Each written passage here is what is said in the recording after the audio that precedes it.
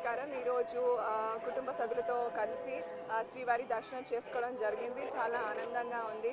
So చెప్పాల్సింది ఏంటంటే అలలకు అలపు ఉండదు, శీలాలకు చూపు ఉండదు, కాలాలకు రూపు ఉండదు, కానీ ఆ గోవింద నామాలకు అంతు లేదు అని నేను చెప్పగలను. మరి అదేవిధంగా మనసులో ఎంత బాధ ఉన్నా మనకు సంతోషాన్ని పంచే పరమార్థం శ్రీనివాసుని సన్నిధి. సో అటువంటి సన్నిధిలో ముక్తి, మోక్షం, ఆయురారోగ్యాలు, కృపా కటాక్షాలు ఎల్లప్పుడూ తోడు ఉంటాయి.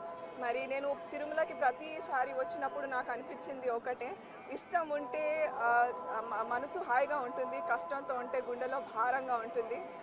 మాటకి మాట తోడైతే కాలం పెరుగుతుంది, కానీ గోవింద గోవింద అన్నప్పుడు అన్ని నష్ట కష్టాలు దూరం అవుతాయి అని నేను చెప్పగలను. అండ్ అదే కాకుండా కష్టం వచ్చినా, కన్నీరు వచ్చినా, కాలం మారినా గోవిందుడి కటాక్షం